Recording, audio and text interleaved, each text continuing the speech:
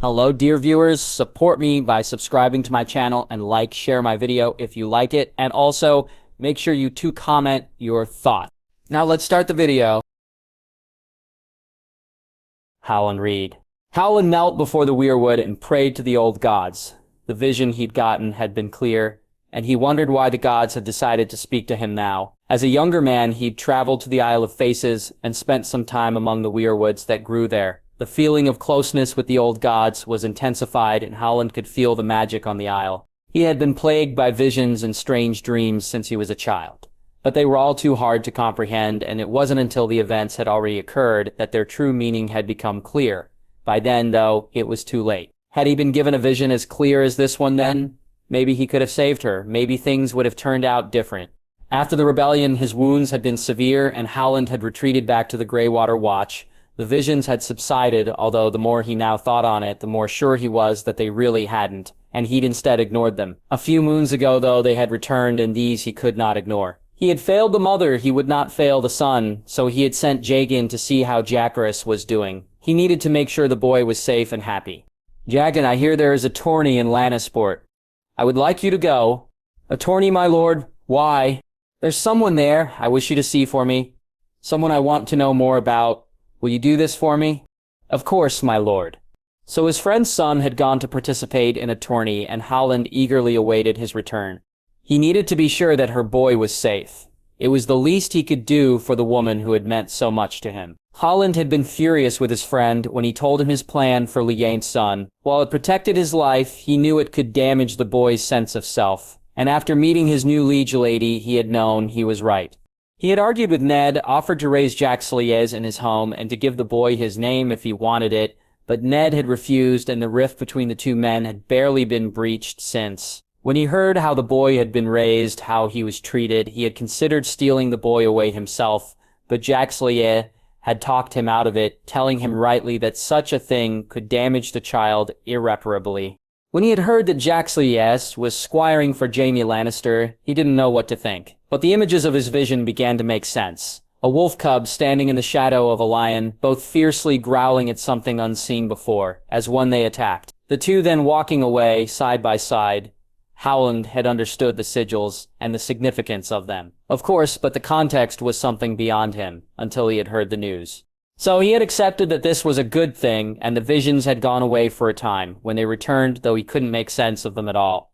It was images that lasted a split second, and there were so many that when he woke, he could barely remember them. It had plagued his thoughts and had been the main reason he had sent Jagen to check on the boy. Worried that perhaps he had been wrong about Jaime's intentions. Father, Howland turned to see his wife swinging his son's hand, making the boy laugh. His daughter Mira beside them, trying to do the same with Jojen's other hand. My love, my children.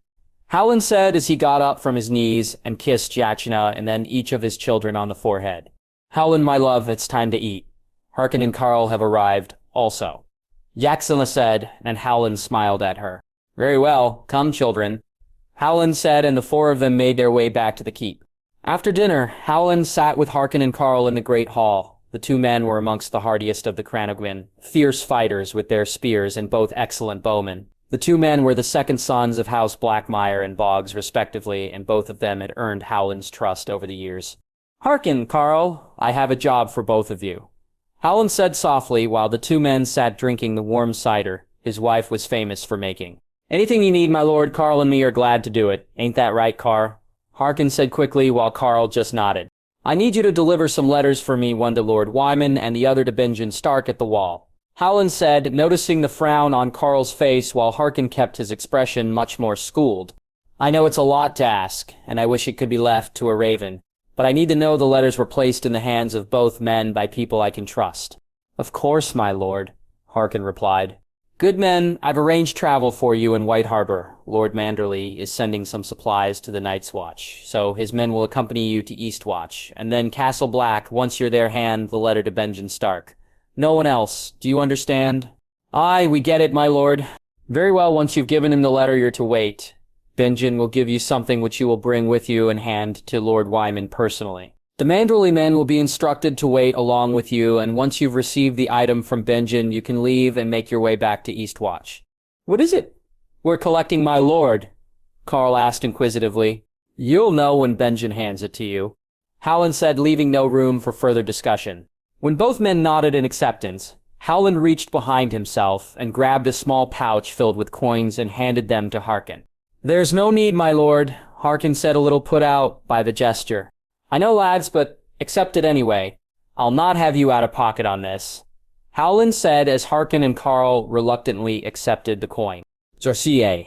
Yaxley ran as fast as he could, cradling Jon in his arms and allowing nothing or no one to slow him down. He had ran up the steps leading to Kraelin's rooms and practically kicked the door open. The maester had been so stunned that he dropped the bottle he'd been holding in his hand and shrieked in a very unmanly way. My lord, Kraelin said shakily, you need to help him. You must help him. Jaime pleaded as he laid Jon down on the small bed, wiping the blood that dripped from his nose. What happened? Kraelin asked as he began to examine Jon. Gio, I don't know. We were breaking our fast, and he got up and then fell. When I got to him, he was out cold and had blood dripping from his nose. I don't know, Maester. I don't know. James said, his voice almost breaking. He watched as Kraelin undid Jon's tunic and took it and his undershirt off before Kraelin leant into Jon's chest and listened to his breathing. The maester wiped the blood of Jon's nose and took a small piece of the cloth he used and carried it, the tunic and the undershirt, to a table at the back of the room. Jaime stood there and watched as Jon took slow breaths before the boy began to shake and convulse in some kind of fit. Maester, quick! He shouted. Kraelin rushed over and held Jon down. Thankfully, after a few minutes, Jon seemed to settle, but almost as soon as he did, the convulsions started again. My lord, you needs must turn him over on his side and hold him. I'll be back in a moment, Kraelin said as he got up. What, you can't leave? Jaime angrily said as he held Jon while the boy shook violently. Not my lord, I needs must make the boy purge himself. He has to empty his stomach, Kraelin said while Jaime nodded in understanding. The maester was incredibly quick. Although Jaime gulped at what he held in his hand, the large piece of metal was almost a foot long and a couple of inches thick. It was curved at the end, and when he saw it, he knew that it would soon be going into Jon's mouth to force him to empty his stomach. He held on to Jon as the maester began pushing the metal into his mouth. Within seconds, Jon began to shake again, and Jaime looked at the maester, who just shook his head and continued to force the metal down the boy's throat. Finally, after what felt like an age, Kraelin quickly removed the metal, and he felt Jon heave as his stomach emptied. The maester looked on with something like relief in his features and asked Jaime to wipe the mess from the boy, while he once again went to the back of the room. Jaime cleaned Jon as best he could and sat there on the bed, holding the boy in his arms. After a few moments, Tyrion arrived, followed closely by Jerian. Joy, apparently in the care of one of the new servants Jerian and Jon had approved of. How is he? Jerion asked, the concern clear in his face. I don't know, Chadme said. Before they could ask any more questions, Jerion returned, carrying a small glass with the same metal object as before, and looked at Jaime and the others. My lord, I need you to hold the boy while I have him swallow this. He needs to be held steady, my lord. You must be firm, Kraelin said, and Jaime nodded determinedly. Raise the boy up, my lord, so he's sitting. Jaime did as he was told, and Kraelin nodded at him before signaling for him to hold Jon tightly, while he poured the liquid into his mouth. He watched as Kraelin used the metal to force Jon to keep his mouth open and slowly poured the liquid in. He then quickly took the metal out and watched and waited before nodding. Obviously satisfied. Good. The boy has a chance now, Kraelin said, and walked away with the empty glass and the metal. Yaxley carefully laid Jon down, the peaceful look on the boy's face almost making him forget why they were here. He turned to see both Gurion and Tyrion were looking on with concern. He got up and went to find a small sheet to cover Jon's still naked chest. Finding one that seemed suitable, he wrapped it around him and waited for Kraelin to come back. The three men all sat silently, each lost in their own thoughts. Kraelin returned and carried a glass jug with yellow water and a piece of cloth inside. He also carried Jon's tunic, which he'd cut a section from, and a piece of cloth. In his other hand, he had another glass filled with what looked like water. He nodded to Jaime and motioned for him and the others to follow him to the small table in the corner. When they did, he finally began to speak and confirmed Jaime's worst fears. Jon had been poisoned. It's wolfsbane, my lord. A strong and unfortunately an extremely potent poison, Kraelin said. What? Who the hell would want to poison Jon? Girion said angrily and began to pace around the room. I don't know, Lord Jerion. I only know he's been poisoned, Creelan said, not easing Tyrion's agitation whatsoever. How can you be sure, Maester? Tyrion asked. There's no other explanation, my lord. The boy's been poisoned. I'm certain of it. Creelan said, a little put out that his competence was being questioned. No, Maester, you misunderstand. I'm not questioning the poisoning. What I was asking was, how can you be sure it's wolfsbane? Tyrion asked. Oh, I'm sorry, my lord. Creelan said apologetically, but Tyrion just waved him on. When Lord Jaime brought the boy, Creelan began. Jon, his name is Jon. Garion shouted at the Maester. I'm sorry, my lord. When Lord Jaime brought Jon in and I removed his tunic, I noticed a smell, a sweet smell like fresh flowers. Creelan said as he handed the cut of piece of tunic to Jaime so he could smell it, which he did before handing it to Tyrion. The master was right there, was a smell of flowers on it, but Jaime didn't understand the relevance. I doubt that Jon bathes in rose water, my lords, Creelan said with a smile that no one returned.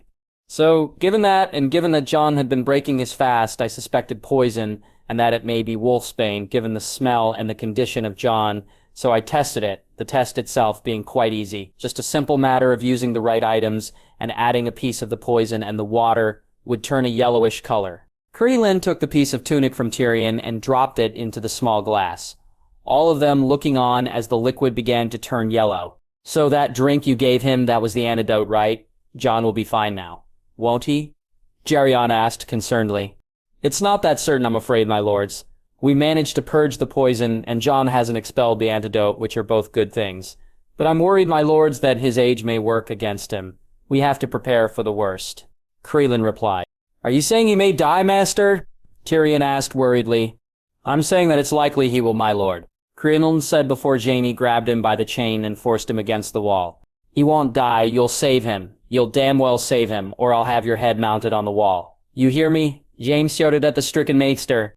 Jaime! Jaime! Tyrion said as he and Gerion attempted to pull him from the master. Finally, after a few minutes where the maester looked like he'd pass out from the pressure, Jaime was putting on this chain. Jaime released him and walked to the bed. He pulled a chair and sat down, his head in his hands, as he looked down on Jon. Tyrion. Tyrion sat in Jaime's solar and awaited the arrival of his uncle, Kevin, and Aunt Yenna, both eager, no doubt, to say their piece. It had been 2 days since Jon collapsed, and the boy was still unconscious, and in those 2 days, his brother had refused to leave his bedside. Jaime had barely ate, drank, or slept since they'd been told that Jon may not wake up, and Tyrion was worried how his brother would handle it if Jon didn't survive. Yesterday, he and Gerion had decided that Tyrion would take over the Lord's duties, which, even though Jaime had only been neglecting them for a day, had piled up, and so Tyrion had spent the entire day and night sending missives, organizing taxes, and assigning duties. He had just finished when the servant came in saying his aunt and uncle wanted a meeting, and now as he sat there, he could feel his head begin to pound. He had sent the servant to escort them in, and had just swallowed a quick glass of wine when they entered. What's the meaning of this? Where's Jaime? Kevin angrily said, not even bothering to sit down before starting. Jaime is busy. Now please take a seat, uncle. Aunt Yenna, if you would. He watched as they both sat down, the angry scowl on Kevin's face apparent, while his aunt, as always, was much more circumspect. He poured each of them a glass of wine and refilled his own glass and sighed before turning to speak to them. Now, uncle, what seems to be the problem? Where is Jaime? Why isn't he here? Kevin almost shouted at him. As I told you, Uncle, Jaime is busy. Now what do you need? Busy with what, Tyrion? His aunt asked softly. Personal matters, aunt? What personal matters? James's voice, a little more insistent now. This squire was poisoned, and Jaime's trying to get to the bottom of why. Now again, what is the problem that so urgently got you absolutely needing to see Jaime right now? Tyrion said, his voice hard. You're telling me that he's with the bastard rather than meet for our weekly meeting, Kevin said indignantly. Enough, Tyrion said angrily, shocking them both. Weekly meeting, you're here causing all this fuss over a meeting of no import. A meeting you have every week. A meeting that can damn well wait. Tyrion said, his voice rising with each word. How dare you? Who do you think you are? Kevin shouted back. Who am I? I'm the heir to Casterly Rock, uncle. Or haven't you yet figured out that Jaime is not like father? Oh, that much is clear, Kevin snorted. Which you should be thankful for. Tyrion said, smirking, knowing that, had his father still been alive, that Kevin would have remained a lackey rather than been in charge of something as important as Lannisport. Now, as I said, if there's nothing important to discuss, you can bring this up at your next weekly meeting, he added, smiling. Now at the look his uncle was giving him, Kevin jumped up, and for a second Tyrion thought that perhaps he may strike him. Instead, though, he turned and stormed out the door, leaving Tyrion alone with his aunt. Was that necessary? Janis said resignedly. You saw him. He came in here looking for an argument, he replied.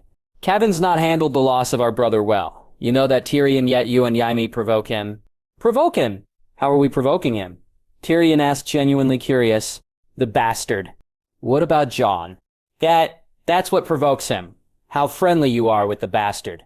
All of you, but especially Jaime. He's a bastard, Tyrion, yet you all treat him like he's a true-born son. Kevin may be open about it, but others have spoken of it. Not only is he a lord's bastard, and as you saw with the duels, or should I say would have seen if you bothered to turn up, he's an accomplished swordsman, Aunt.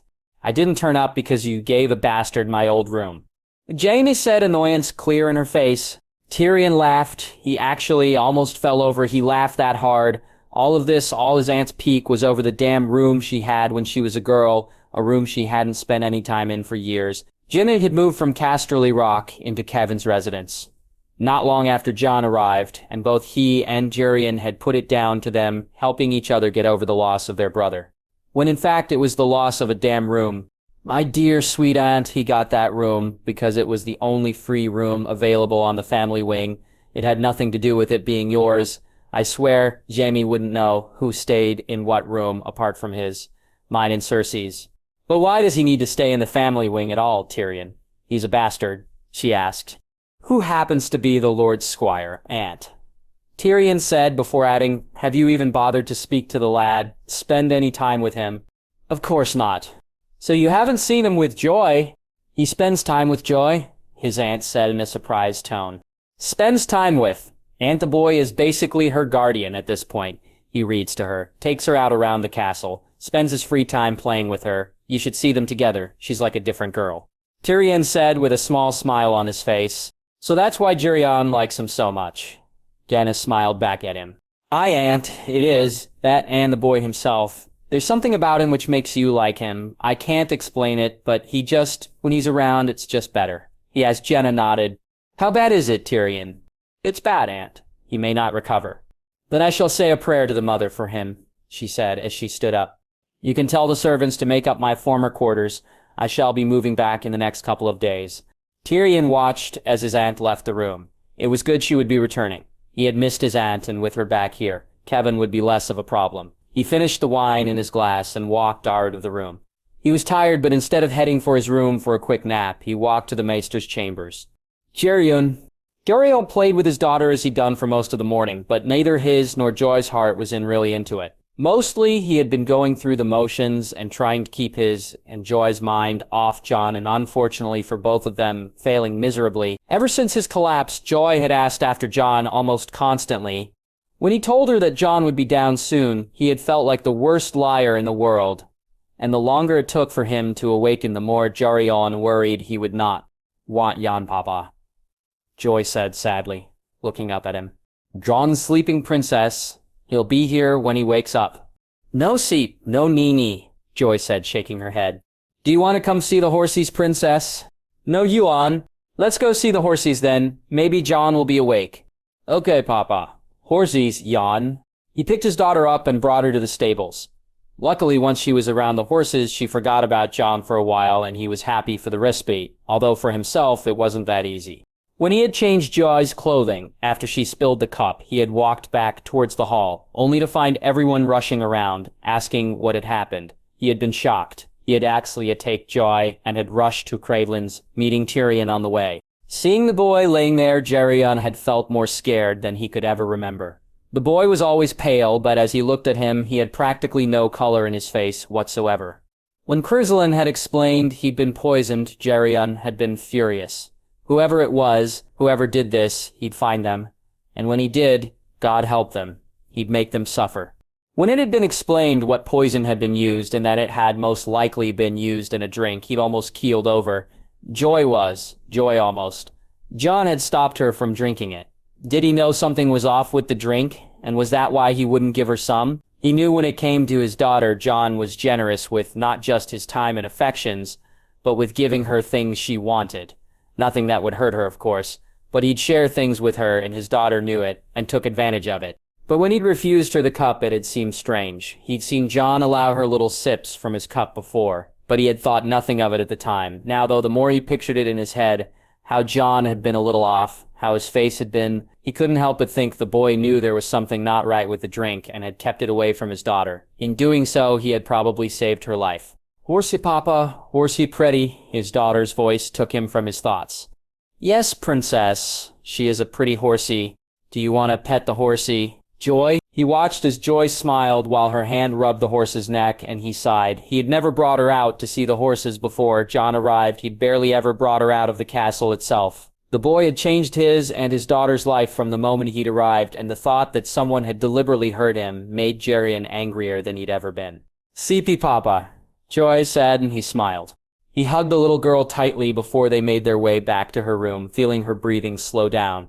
He held her softly against his chest. When he made it to their rooms, he placed her carefully in her bed and kissed her on her forehead before making his way to the door, as quietly as he could. He smiled at Alysia as he left and made his way up to the maester's rooms, hoping that when he got there he'd receive better news. Jaime! Jaime was not a man who prayed often. He could barely remember the last time he'd even set foot in the sept that was of his own choice. But today he had come and prayed to each of the seven. He lit candles, and as he stood before the statues, he resisted the urge to scream and shout, to rant and rave at the injustices that these so-called gods allowed to happen. Jon was innocent, a boy who'd never harmed anyone, and yet these gods had seen fit to allow his sister to poison him. Oh, he knew it was her. Ever since she'd smirked at him, he'd known she would do something. But this he could never imagine, poisoning a boy just to get back at him. She was just like their father, a monster. "Lord Jaime," Septon Ardes said as he moved towards him. "Septon," Jaime said gruffly, "it's not often we see you here, my lord." "No, it's not. I'm very busy." "Of course, my lord, as was your lord father, we of the faith understand such things," Ardes said, and Jaime just wished he'd go away. Septon Ardes was the latest in a line of annoying Septons Jaime had met and hated dealing with, although the man himself wasn't the worst, nor the ugliest, that honor resting with the High Septon himself. But like the rest, the air of sanctimony around him was something Jaime didn't care for, and knowing why Jaime was here and what the sanctimonious man would say about it, he got up to leave lest he do something to the man. "If you'll forgive me, Septon, I needs must get back to my work." "Of course, my lord. I hope to see you here again soon," the man said, his face making it clear he felt put out by Jaime's reticence to stay. Jaime, too, didn't care what the man thought. While he held little faith in the gods, he held none whatsoever in their so-called representatives, having seen at first had what these so-called pious men actually got up to. He made his way out of the sept only to see jurors run towards him. Jaime felt his chest constrict, his heart threatening to burst from it. My lord, Jors, the smaller of the two guards he'd assigned to Jon, shouted. "Lord Geryon sent me, my lord." "It's Jon. He's awakened." Jord said, and Jaime let out the breath he'd been holding. Not even waiting for the other man, Jaime set off running towards the lift. It had already begun its ascent when he realized he'd left the guard behind in his eagerness. When it reached the family's floor, he immediately made his way to the stairs and ran up them to the maester's chambers, the two guards standing outside quickly moving to allow him enter. When he did, he was relieved to see Jon sitting up while Crelan examined him. His uncle and brother were standing and sitting respectively, and he made his way to the bed as Jon noticed he had arrived. He waited until the master was finished before he made his way to the bed, and looked down as Jon leaned back against the pillows. He turned to the master and gave him a questioning look. "I've examined him, my lord. All seems well. He'll need some rest. Of course, but I think he'll be fine." Rosaline said, and Jaime could hear that he wasn't the only one in the room who breathed out in relief. "How do you feel, Jon?" he asked, the worry clear in his voice. I'm fine. I think my throat feels dry," Jon answered, his voice gruff and choked from the examinations and throwing up. "Here, Jon, drink this," Geryon said, handing him a cup of water. Jon drank the water eagerly and asked for another, which Geryon quickly gave him. This one he took a little more time over, and Jaime was happy to see the color was starting to come back to his face. "What do you remember, Jon?" Tyrion asked. "We were breaking our fast. I was drinking. It tasted awful. Really bad, Joy. Joy was there. She wanted to drink it, but I wouldn't let her. And then I felt strange. I don't know. We think you had some milk that was off, Jon, and it made you very sick. Tyrion said, sticking to the story they decided on. Now was not the time to tell him he'd been poisoned by a crazy, spiteful woman. Wait, Joy. She was. Is she all right? Jon asked worriedly. Aye, she's fine, lad. You stopped her from drinking the milk. Jaime said, and Jaime could see the pride in his uncle's eyes as he said it. Jon, why don't you get some rest here tonight, and we'll have you move back to your room tomorrow. I'm sure when you're up to it, Tyrion will bring joy to see you. She's been missing you, as have we all, Jaime said and smiled at Jon as he nodded. The three of them and the maester left the room, leaving Jon on his own. When they got outside, Jaime saw that Jaws had arrived with allures, and both men relieved the two guards at the door, feeling they deserved to know how Jon was he. Motioned to the maester, Jaime, and Tyrion to wait and allowed Crelin inform them all of how Jon really was. Well, master, Jaime asked. The lad's fine, my lord. He'll make a full recovery, as I said. There doesn't seem to be any lasting damage. It seems we made it in time. He's a much stronger lad than he appears. A few days' bed rest, and he'll be back as fit and healthy as he was before, Greenland said before heading back to his room. Thank the seven, Jaime heard Aelor say. Jaime turned and walked to the two guards. You two are now fully in charge of who comes and goes into Jon's room. He's to have no meals except those brought by either Jarreg or Maris, is that understood? No meals and no drinks unless it's brought by those two. Of course, my lord, Aelor said. Starting tomorrow, I want one of you with him at all times until I tell you different. I'll be appointing 2 new guards so you can split your time, even when he's in his room. I want 2 guards outside his door from now on. Is that clear? Jaime looked at the 2 men who nodded. It is, my lord. We understand you can count on us. Geert said, I know that. Thank you both. Jaime said, and gave them a small smile before walking away with his uncle and brother. Tyrion. The 3 of them walked to Jaime's solar. Tyrion had never seen his brother like that. He had basically made Jon more protected than anyone else in Casterly Rock, himself included. Tyrion understood, though. The thoughts of how close Jon had come to dying were clearly bearing down on his brother, as they had both him and his uncle. They entered the solar and sat down while Jaime looked at them silently. Tyrion reached over and poured himself and Jaime a glass of wine. As he went to pour Jaime one, those brothers shook his head and instead picked up the water jug and poured himself a cup of that, before swallowing it down in one gulp. From now on, all our meals are to be prepared by only the cooks who've been here for years. No new cooks or maids are to be anywhere close to the family's meals, either in preparing them or serving them. Tyrion, can you make that happen? Shaman asked. Of course, brother. I'll need to rearrange some of the staff, but yes, I'll make it happen. We need to find out how the hell this happened. I doubt one of the servants who've been here for a long time would do this, but I can't be sure. We have to know who it was who actually put the poison in Jon's cup.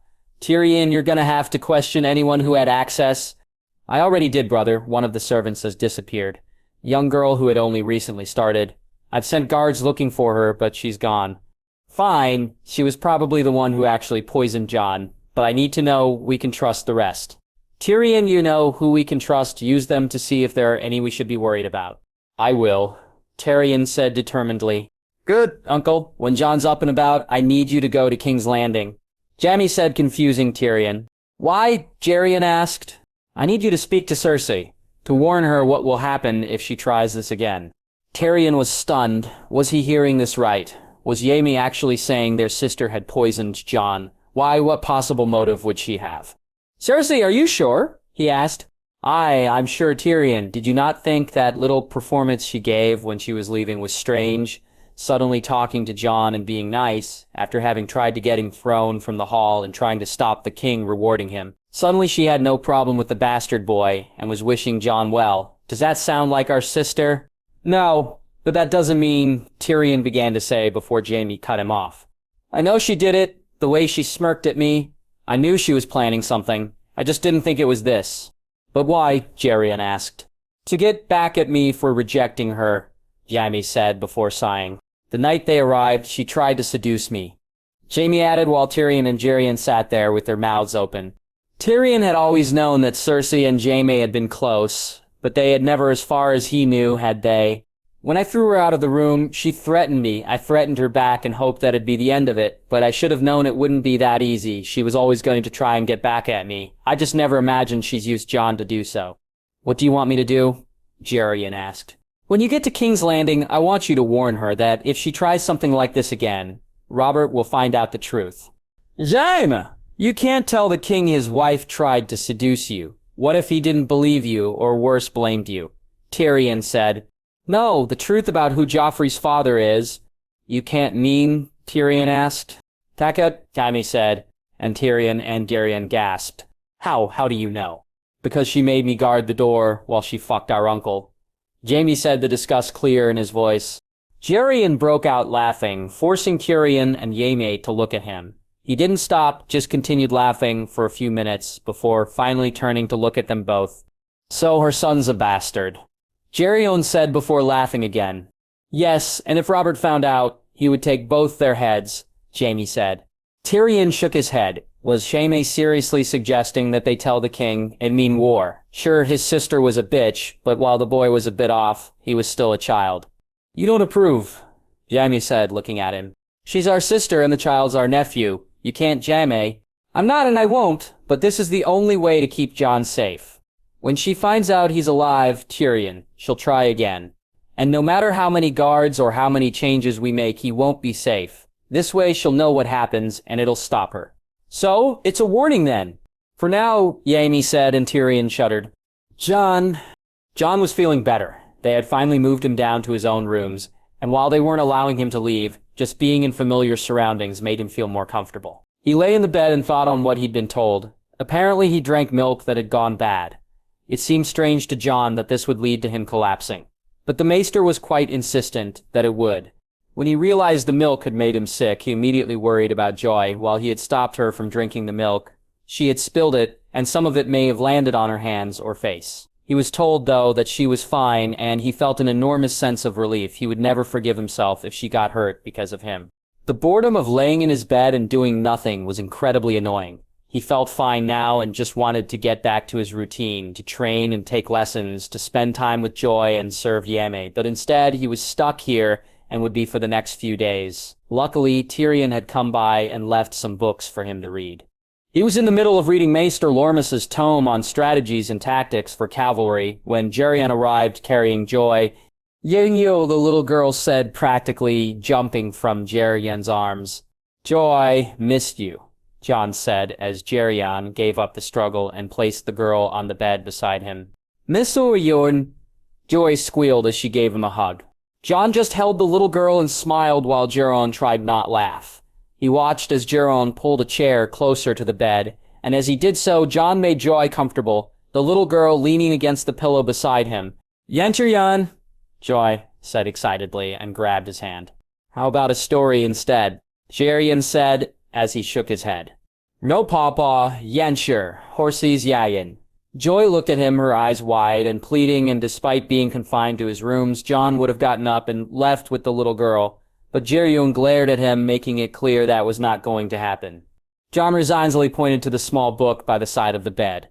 It was a book about the great castles and keeps of Westeros, and was filled with some incredible drawings of Storm's End, the Rock, and Winterfell. Jerion handed it to Jon, who pulled Joy beside him and showed her the book. Want to look at the pretty pictures, Joy? Jon asked. Pretty actors, Joy said as she tried to grab the book from him, making Jerion laugh. Jon proceeded to spend the next hour or so, showing Joy the castles and making little stories about them. When he got to the rock, though, was when the girl got most interested, especially when he told her that Princess Joy lived there. This is where the princess lives, Joy, he said, pointing at the picture. Me, princess, Jon. Yes, you are, Jon said, his smile beaming at the girl. Unfortunately, all good things had to end, and after a while, the maester arrived to check up on him. Not wanting Joy to get upset while he was examined, he nodded to Garion, who went to pick Joy up from the bed, something the little girl was not happy about. No, Papa Jon. Jon needs sleep, princess. We'll come back to see him later. No seep, no nee. Go with Papa Joy. No, you stay. Princess, let's go see the horses and then we come back and see Jon. Jon smiled as the little girl looked between her father and him and got a confused look on her face, almost as if she was weighing her options. After horses, we can have more stories, Joy, I promise. Jon said, trying to sweeten the deal. Horsia, you, Joy finally said, decision obviously made. Okay, princess, say bye-bye to Jon. Bye-bye, Jon, Joy said as he waved at her from the bed, making her laugh. Jon felt a little sad watching Joy and Geryon leave the room, while the visit had cheered him up. It also reinforced the fact that he was stuck in this room for the next few days. A few days later, Jaime. The days after his conversation with Tyrion and his uncle passed quickly. He had so much work to do and his time was split between his duties to his people and his duties to his king. Jaime had made Tyrion practically change the whole way Casterly Rock operated. They'd created basically two staffs, one for the close family members and one for everyone else. They'd moved the stores for each and limited access to the family wing to those who they felt were completely loyal. Jaime had held a meeting with the staff who'd been chosen and had been explicit in his instructions. He felt that Cersei had used not only her position as queen to get someone to poison Jon, but her status as a Lannister, something that had been made clear when they had found the person who'd actually placed the poison in the cup. The female servant Tyrion had suspected had turned out to be innocent. She hadn't actually left their service, but instead had needed to return home when her mother got sick. Instead, it had been a man who'd served them for a number of years, who was the culprit. When they caught up with the man, he was drunk in a tavern in Lannisport. It had actually been Geryon who noticed the man was missing, remembering seeing the man a few times when Jon and Joy were on their adventures. After asking around, they found out he had disappeared, not long after Jaime had changed the guards' routines. Jaime had allowed Geryon to deal with the man after his uncle had said he shouldn't be anywhere near the situation, but while Jaime allowed Geryon to deal with it, he had made sure to see justice was done. What do you have to say for yourself? Geryon angrily said as the man cowered in front of him. Nothing, my lord. The queen's man told me to do it. He pays me the gold. My lord, sorry, I needs the coin. Harry said, the tears falling freely from his eyes. Which man? Geryon asked as he punched the man in the stomach. Don't know his name, my lord. He was one of them white cloaks, the one that Lord Jaime punched, my lord. He told me the queen would be happy to see the bastard dead, my lord. Harry said as he tried to catch his breath. Please, my lord, mercy. Please, my lord. Mercy's a swift death, and that's all I'm going to give you. Geryon grabbed his knife and within seconds had thrust it through the man's throat. The gurgles of his last breaths, the only sound in the room.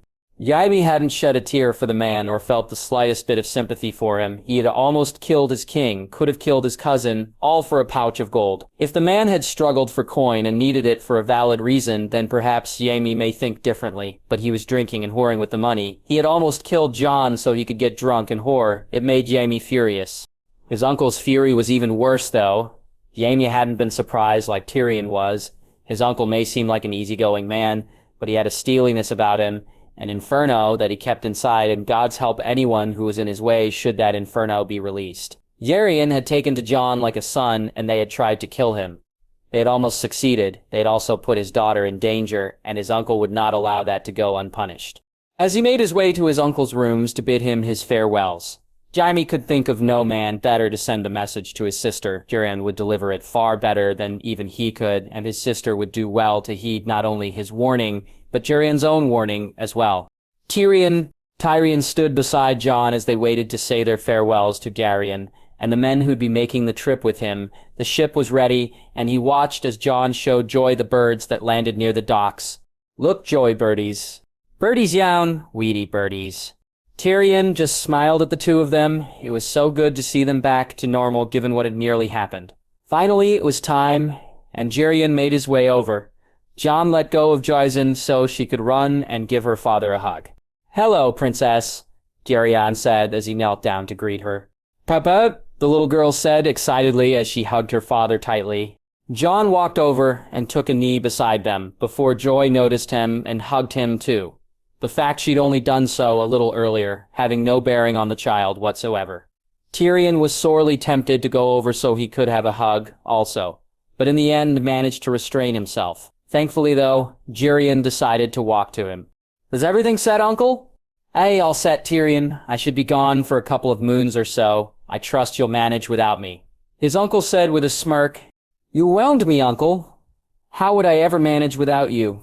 Tyrion said, over-exaggerating the sigh that followed. Both of them looked at each other before breaking out in laughter, only stopping when Jon came over with carrying Joy on his back as she squealed happily at her new horsey. "You stay safe, Jon," Tyrion said as he rubbed the top of Joy's head, making her laugh.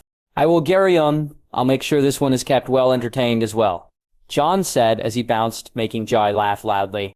I know you will." "Bye-bye, princess," Tyrion said as he leaned in and placed a kiss on his daughter's cheek. "Bye-bye, Papa," Joy said happily, not understanding that her father would not be back for more than 2 moons. The three of them stood there watching as Tyrion made his way up the gangplank of the ship. Jon had lowered Joy to the ground, much to the little girl's annoyance, but now he lifted her up and pointed to her father, and she forgave the interruption to her game of horsey. "Wave Papa bye-bye, Joy," Jon said. "Bye-bye, Papa," Joy sang happily as she waved him off. They stood there and watched the ship depart before making their way to a tavern for some refreshments. With all the precautions they now took with their food and drink, Tyrion was happy that there were still places they could go that were safe.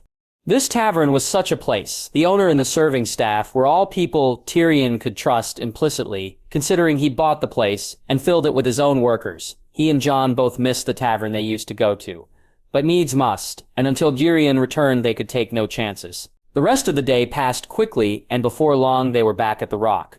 Jon putting Joy to bed, and Tyrion sitting down with a glass of Dornish red. Howland looked over the Raven Scrolls. Harkin and Carl had made it to White Harbor without any problems and were about to head to Eastwatch, but the one from Winterfell confused him. Robb Stark's name day celebrations was not something he'd been asked to attend before. He hadn't even set foot in Winterfell more than once since the rebellion. What was Ned thinking, he wondered. He let his mind wander and tried to make sense of things during the Greyjoy rebellion. Ned had called his banners and Howland had, as always, responded, however. He himself had not made the journey to Winterfell. His wound from the fight with Sir Arthur, though cleared up, didn't allow him to travel more than short distances. Instead, he had given command to Jaime's father, Jorgen, who had told him that Lord Stark understood and wished him well and was happy to see the Cranogmen, even if he had missed their lord. For him, now, to send a raven asking him to attend a name day celebration was most odd, and he wondered what was behind it. Could Ned have forgotten about his injuries? No, surely not. It must be something else. Before he could think on it more, though, he was interrupted. Lord's steward knocked on the door of his small room, whereas most lords had a big solar. Howland preferred solitude, so the room was small. Its only furniture, a table and a chair. Most meetings took place in the grand hall. Here, though, was where Howland came to think. He got up and unlocked the door, and allowed lords to enter. "My lord Jaime Fen has arrived," Lord said, and Howland smiled at him. "Good. Did you show him to the hall, Lurods?" "I did, my lord. He awaits you there." Howland quickly made his way to the grand hall. A silly name, he thought, to describe a rather basic big room. Well, basic compared to the other keeps he had visited, he supposed. To those in the neck where the rooms, like the people, were much smaller. It probably seemed an apt name, and so it had stuck. He saw young Jane standing, and he gave the young man a large smile. The boy had showed the rest of Westeros just how good Cranogmen could be, and had won the archery, and a purse that would set his family up for life was his prize. He nodded to the man who bowed before Liertz entered, carrying a tray with 2 jugs of ale and some bread and cheese. "Sit, Jack, and have some refreshments. You deserve it, lad," Howland said as the man sat down at the table. "Thank you, my lord. You did us all proud, Jagan. When your father heard, he was overjoyed. I think the feast he threw went on for a week." Howland japed while the younger man laughed. In truth, they had gotten drunk, and it was back to the normal the next day. Though the pride in Jerrigan's eyes was true. "I got lucky, my lord," Jane said humbly.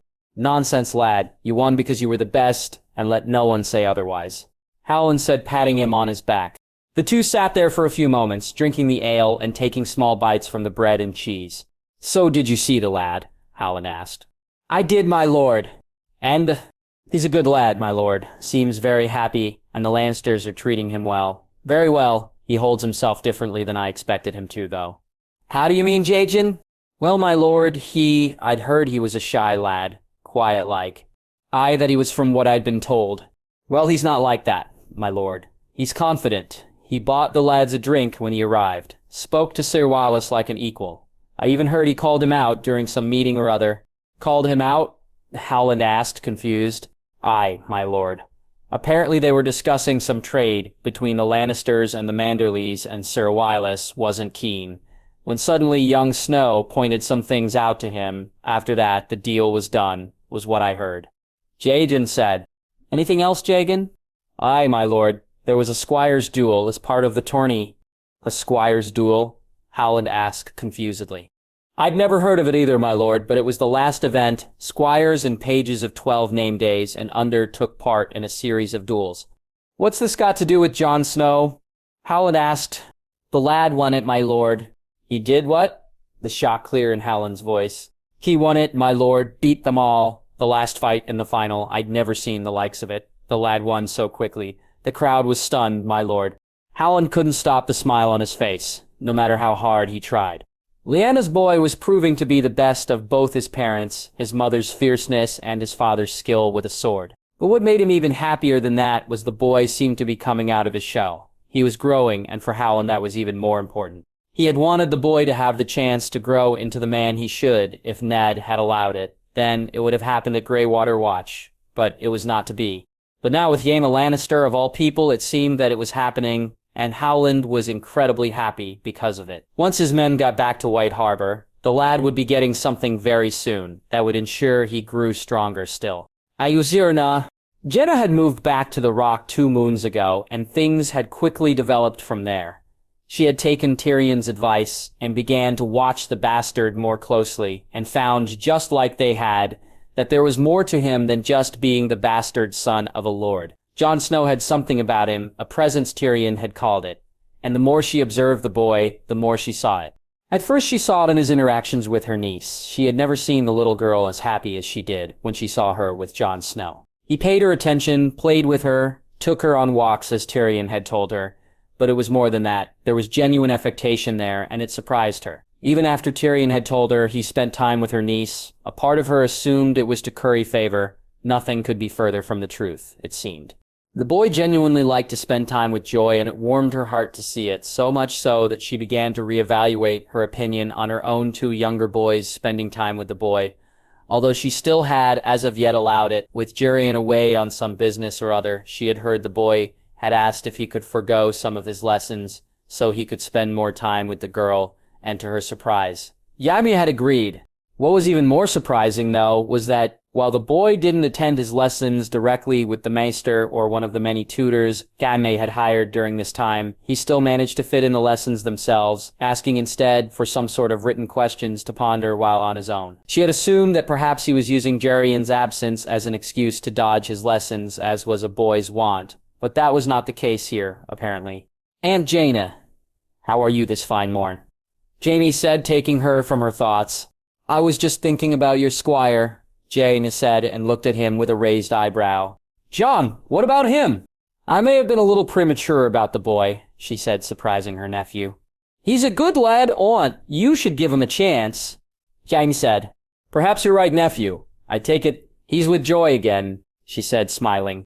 He's actually sparring, though, Joy's with Alessia watching him. Listening to her shout bang and whoosh every time he lands a hit is incredibly funny. Jaime said, and began to laugh. I'll bet it is, so where is my brother off to, Jaime? Jaina said, serious now. Gerion's away on business, aunt. He should be back within the next moon. What business, Jaime? Important business now, if you'll excuse me, aunt, Jaime said as he kissed her cheek and left the hall. She'd get to the bottom of what Jurion was up to when he returned. For now, though, she got up and walked to the courtyard. Hearing a little girl shout bang was something she very much wished to be a part of. King's Landing 1 moon ago. This city smelled worse than the last time he'd been here, and Jurion almost cursed Jaime for sending him. However, once he found out what had happened, he would have demanded to go if Jaime had not already asked him to. For now, though, he had things he needed to do, and so he would spend more time in this terrible city than he would like. But needs must, and he needs must protect his family. He and his guards made their way to the Red Keep. He'd have to announce himself before the court. Although by now, he was sure the spider would already know he was here, who was with him, and which of them was not wearing underclothes, which of course was him, he thought as he smirked. The guards at the Red Keep wore bored expressions as they stopped them, actually asking who they were. As if the red cloaks and the lion sigils didn't give the game away already. Apparently the clever guards were elsewhere today, he thought as they finally allowed them pass. He followed the two-guard escort into the throne room where Lord Arryn was holding court. Robert no doubt drunk or buried in a bosom somewhere. As he entered, he saw a small, slender man with a dark hair starting to streak gray and a pointed beard stare at him intently. He nodded to the man who smiled a mirthless smile back at him. He awaited his turn to be presented and was joined by Sir Adam and Captain Vylar, who was to personally take over Cersei's household guards under Jaime's direct orders. After he and Tyrion had talked Jaime out of removing the household guards from the capital, the three of them had come up with the alternative of replacing them with men loyal to Jaime, Vylar being the obvious choice to lead them as the man was loyal to the Rock above all else. "Sour Adam, Captain," Geryon said as the two men nodded to him. "Lord Geryon, by the seven you can still smell the shit, even here," Adam said, grimacing. Unfortunately that's one thing about this city that never improves. Not that much does," Durian replied. "I suppose we both have it better than Daemon here, at least both of us are only here for a short time," Adam said, laughing as Vylar shrugged. The three men stood there as Lord Arryn dealt with various disputes or problems before finally Geryon was called. He made his way towards the ugly throne and bowed in front of the hand, as did his companions. "Lord Arryn, a pleasure," Geryon said as he looked at the older man. "Lord Geryon, I'm surprised to see you here," Jon Arryn said, looking at him intently. "Aye, my lord, some business for Lord Jaime, and a visit to see my niece and grandnephew. I'm afraid the queen is indisposed today, my lord. Her pregnancy has taken a toll," Jon Arryn said, shaking his head. "I'm sorry, my lord. We were unaware of the queen's condition." Geryon said, his surprise genuine. "It was a surprise to us all." Jon said, a note of suspicion in his voice that Geryon picked up on. "Well, my lord, I look forward to speaking to my niece when she's feeling better. Perhaps I could be informed when it's appropriate." "Of course, my lord. I'm sure the king will be glad to see her in the capital." "I very much look forward to seeing his grace," Geryon said, the fake smile on his face, practiced enough to fool better men than the hand. He bowed and made his way out of the throne room, while he could, if he wished, stay in the keep, and he knew both Jon Arryn and the king would probably prefer it. For Geryon, nothing could be worse than staying under the same roof as his niece. He had come here to deliver a message, and that was the limits of the time he'd spend anywhere near that woman. It took him almost 2 weeks before he got to meet with Cersei, 2 weeks where he had to endure Robert's idiocy. As soon as the man found out he was in King's Landing, he was immediately summoned to the king's side. Geryon wasn't sure when Robert got the idea. They were friends, or was it that the man was so desperate for them that he'd made it up in his own head? But Robert had been overjoyed to see him, and feasts and drinking had ensued. Geryon wasn't a fan of the former, and though not over-enthused about the latter, he found time spent in Robert's company was easier spent drunk than sober. Finally, though, he had received news from Adam that he had an audience with the queen. He made his way to the keep and was escorted to her rooms. He had to hold himself in check when he saw Meryn Trant guarding her doors. Now was not the time, he thought to himself, as he walked towards the disgrace of a night. "Sir Meryn," he said with a smirk. "Lord Geryon, her grace is expecting you," Trant replied, the disrespect clear in his voice. What an idiot, he thought, as he entered the rooms. "Uncle, an unexpected pleasure," Cersei said, her smile full of false pretenses and courtesy. "Your grace, the pleasure's all mine," Geryon said with a bow, noticing her green eyes glimmer. "And may I congratulate you on your good news. You and the father must be overjoyed," he added, the glimmer now replaces by a look of pure disdain. His grace was most pleased. Cersei's false smile returned. "I'm sure he was. Children are so precious. I'm sure his grace can't wait to hold his child in his arms." Geryon's smirk this time was real. "So, uncle, what brings you to King's Landing? As delighted as I am to see you, I assume I was not the reason for your journey." "Oh, but you're wrong, your grace. You're entirely the reason for my journey," Geryon said as she glowered at him. "Why is that, uncle?" "Lord asked me to deliver a message." "Really? And what does my beloved brother wish to say to me?" Her eyes lit up in excitement. "That it stops now?" "Whatever could my brother mean, uncle?" She fluttered her eyelids coquettishly. "The attempt on Jon Snow's life failed, Cersei," Geryon said, noticing her expression shift quickly to annoyed before once again the innocent smile was back. "Oh, someone tried to kill the young man. My, that's terrible. I do hope you found the culprit." "Uncle," her inquisitiveness at the latter giving her away. Oh, I found him all right. And I dealt with him personally. You see, not only did he try to kill Jon, but in trying to do so, he almost killed my daughter. Jurian said angrily, watching as his niece barely changed her expression. I know you were behind it, as does Jaime, and it stops now, Cersei, or you'll pay the consequences. Mark my words, girl.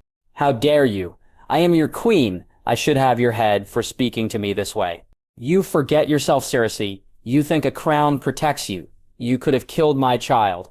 Almost killed Jon. There's not a damn thing in this world that'll protect you from me, should you try it again. Do you hear me? Jiri said, moving towards her. Sir Meryn, she shouted. Careful, Cersei. We've yet to discuss Tyget. Jerian said, enjoying the shocked expression on her face. The knight rushed in, sword raised, and Gerion smiled at her as if to say, go on, do something. The silence stretched on for a few moments before Cersei turned to the knight. Your Grace? Tran asked before Cersei looked to Gerion's smiling face and back to the knight. It's fine, Sir Meryn. Are you sure, Your Grace? Yes. Gerwin watched as the knight left the room. Before he turned back to look at his niece's face, he could see her discomfort and he relished it. What he was about to do now was something he relished even more. I don't know what you mean, Uncle, she said, smiling at him, as if she hadn't called a knight to kill him a few moments earlier. I know your son's a bastard born of incest, Jurian said before adding, what a hypocritical bitch you really are, looking down on my daughter and on Jon, wanting them to be removed from your presence when all the time your precious Joffrey was a bastard. My son is not a bastard, she screamed at him. Sure, he's not, and nor is the babe you're carrying either. But if you ever try anything like that again, I'll make sure the world knows they are. I could have you killed, Cersei said angrily. Go ahead, should anything happen to me then, your husband will find out the truth. What do you think he'll call them? Lion spawn, perhaps. Yerion said as he turned to leave. Please, Uncle. You can't tell anyone. Please, I'll do anything. Cersei grabbed him, turning him around, her hands slowly moving down towards his groin as she smiled at him. Anything at all, she said in what he assumed she thought was a seductive voice, her hand sliding down his stomach before he grabbed it and pushed her away. As I said, try anything like this again and Robert finds out, if so much as a hair on Jon Snow's head is harmed, if my daughter gets a nosebleed because of you, then he finds out, kill me and your brother will ensure that the next bodies to fall will be you and your sons. Don't test me on this, Cersei. Have I made myself clear? Fine, the bastard is safe from me. Good, then. You're safe from me, and to ensure that safety, your brother asked me to inform you that Captain Vylar will be taken over command of the household guard.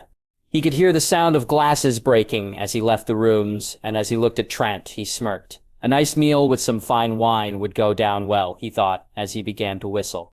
Sarah Barristan had been surprised to see Jaime Lannister arrive in the capital so soon after the visit to Casterly Rock, but had not had a chance to catch up and talk to the man. He found himself eager to know of his king, even though it had only been 2 moons since he'd saw him. The last 2 moons, though, had been enough to convince him that he had made the right choice. Spending time with the king or queen was bad enough, but guarding the crown prince was starting to become a chore. The boy, though only 4 name days old, was already self-absorbed, inconsiderate, and entitled, all of which, rather than being curbed by his parents, were actually being encouraged. Not that the king actually spent any time with the prince, he instead left that to the boy's mother, much preferring to drink and whore his way into an early grave. The queen, though, overindulged the boy. She made sure his every whim was catered to, and the boy took advantage of this and sent servants scurrying on meaningless tasks just to see them follow his orders. Those who failed were treated most harshly, and though the boy had never had any of them beaten, he instead seemed to relish making them beg to keep their positions, and would randomly fire them if they hadn't begged to his satisfaction. Barristan shuddered as he walked through the streets of King's Landing. His destination getting nearer every moment, the note he'd been passed by the new captain of the Lannister Guards had said they were to meet at Tobo Mott's shop, and as he finally made it to the Street of Steel, he felt excitement rise in his chest. When he reached the Koborik's smithy, he was surprised to see Saradomin Marbrand, waiting just inside the door. Ah, Ser Barristan, come to spend some coin on some fine armor, Ser Autumn said as he reached his hand out, be shaken. You'll find, Ser Autumn, that no matter how much you buy, you always need more. Barristan replied as he saw the letter Autumn was hiding in his hand. He shook the younger man's hand and took the letter, quickly placing it in his cloak before the smith himself appeared, carrying an impressive gray helm with an orange burning tree emblazoned upon it. Fine work, Master Mott, fine work indeed, Saradam said as he took the helm and handed over a pouch filled with coin. Master Mott, Sir Barstan, Adam said as he nodded to them both before leaving. Sir Baristan, a pleasure as always. How may I help you this fine day? Mott said, his smile predatory. After ordering some new pauldrons, Baristan bid the man farewell and quickly left, eager to get back to White Sword Tower so he could read the letter Sir Adam had given him. It seemed to take an age to hurry through the streets, but perhaps that was down more to the letter he was carrying than to the actual amount of time it took. Finally, though, he made it to the tower and rushed his room to sit down and read the letter. Baristan, I hope this letter finds you well. As you can see, I've arranged a way for us to communicate. That should allow for us to be able to speak freely, and as frequently as needed. I wish this letter carried better news. An attempt was made on the king's life. Worry not, as he is completely fine, and suffered no real harm. However, who made the attempt and how it's to be handled is what's important. The queen was behind it, however, not for the reasons you may think. Jon's true identity remains unknown to her. My sister is a spiteful, hateful woman, and in her mind, Jon showed her up, so she decided to have him poisoned. Luckily, it failed. I've taken steps to ensure she will not try again. What these steps are is of no import, suffice to say. I believe she will not try again. However, it may be prudent for you to keep your eye on her. Should she not fall into line, more extreme steps will need to be taken. The king's life is of paramount import, and while I feel the threat is contained, if I find out I'm wrong, then I shall do whatever it takes. I expect you shall do the same. Should you need to contact me, then Captain Vylar will ensure that I receive your message, as he will that you receive any of mine. Your brother. Jaime! Barstan was stunned. The queen had tried to kill Jon, all because he irked her, because she felt put out by a bastard. Her response was to try and poison a child. What kind of a woman was she? He took the letter and held it against the candle flame, watching as it burnt. He breathed a sigh of relief that the king hadn't been harmed, but the thoughts that he could be filled him with trepidation. The queen would need to be watched more carefully if he even got a hint that she may do something to harm his king. Then he would stop it. He would stop her, even if he had to become a queenslayer in the process. The wall. Benjen was surprised to be called into the Lord Commander's quarters. His last ranging had been over 2 moons ago, and since then he had been reduced to helping around Castle Black, where he could. Although his injured leg was well healed, he had not been among the last group to go out and assumed that Jay was giving him some more time to fully recover from the wilding ambush. As he made his way up the rickety stairs, he noticed some men wearing the Merman sigil unloading supplies. He nodded to one of his brothers as the man helped unload the supplies, a smile on his face when he saw the ale casks. If nothing else, we'll have something better than the piss. The Night's Watch calls ale to drink for a while. He thought as he reached the door. He knocked and was bid to enter. As he did so, he saw the 2 Crannog men sitting facing the Lord Commander. Have a seat, Stark. It seems these 2 men have a message for you, James said, and Benjen sat down. Lord Stark, the taller of the 2 men, not that either were tall, said as he looked at him. No lords here, just brothers of the Watch. It's just Benjen, said as Jair smiled at him. Benjen, we were asked to deliver a letter to you from our lord, Corl said as he took the letter from his cloak. Howland sent me a letter. Why? Benjen asked confusedly. I don't know, my lord, Harkin said. Benjen took the letter and broke the seal. Benjen, what I'm about to ask you to do may seem strange, but it's of great import to your nephew Jon. You must go beyond the wall, to the weirwood where you swore you vows. What you find there must be brought back and given to my men. They will make sure that Jon receives it. The old gods will protect you. Howland. Benjen read and reread the note. Howland had always been strange, but this seemed crazy even for him. He had half a mind to just burn the note and send the men back to Howland to tell him he wanted no part of what this was. But the thoughts of his nephew stayed his hand. He had been wroth with his brother for allowing Jon go to the Lannisters of all people. But no matter what he had said, Ned had refused to change his mind.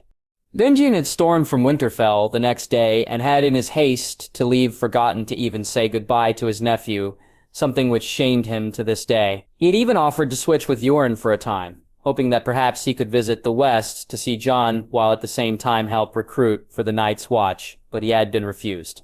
So as he finished the note for the second time, he resolved no matter how strange and cryptic Reed was, he would do as he asked. If it could help Jon, then he'd do whatever he could. He handed the note to the Lord Commander and asked the two Crandon men for some privacy to talk to Jer.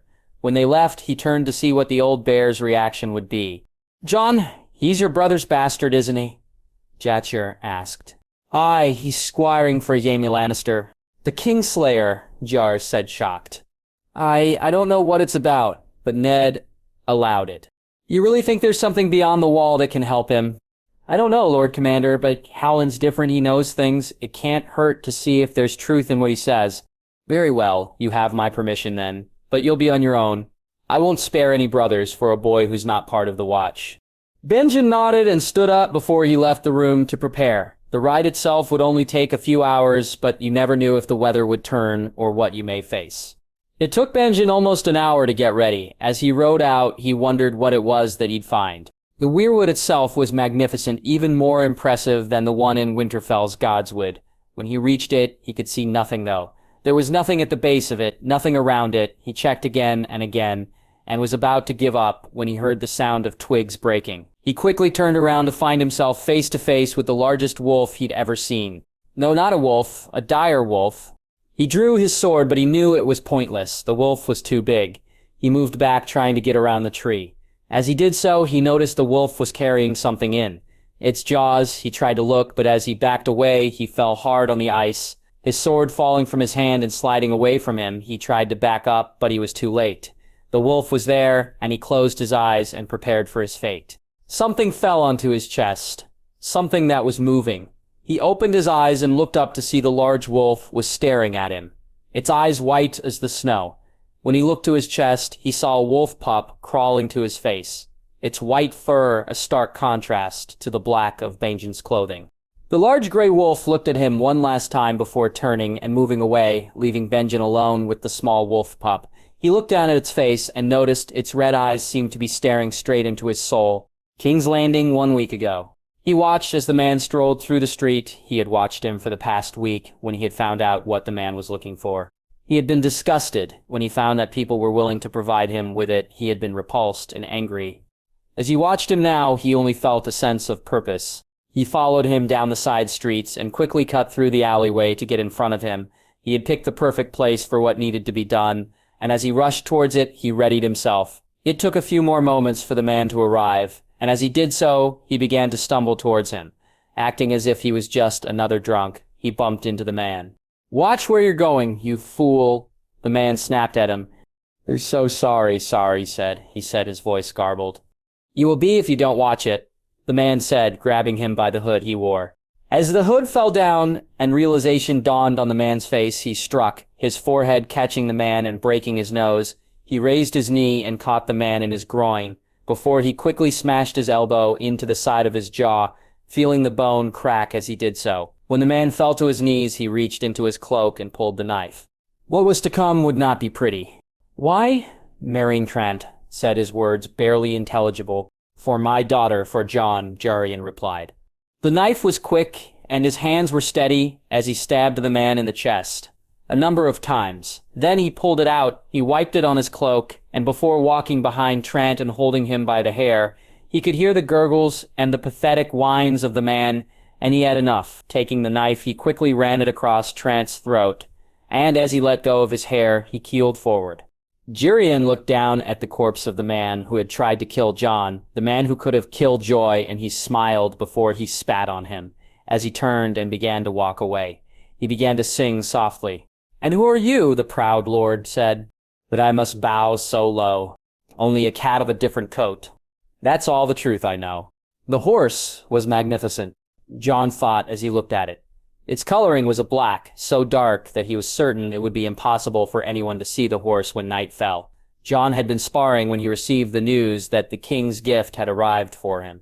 He had completely forgotten that the king had rewarded him for winning the duels, and now, as he stood looking at the horse, he found himself very grateful that the king had not. "She's a fine mare, is she not?" the man said as Jon turned to look at him. "Aye, that she is. I thank you for bringing her," Jon said as he handed the man a gold dragon. "No need to laugh, my lord sent me and we're well paid." "Well, have a drink on me then. Surely your lord won't mind," Jon said as the man took the coin and nodded his thanks. The men had been sent from Highgarden, the horse having been bred by Willis Tyrell, and as Jon noticed the colors and sigils some of the men wore, it made him think of his friends. He had spent most of his time with Joy, since the tourney especially with her father away.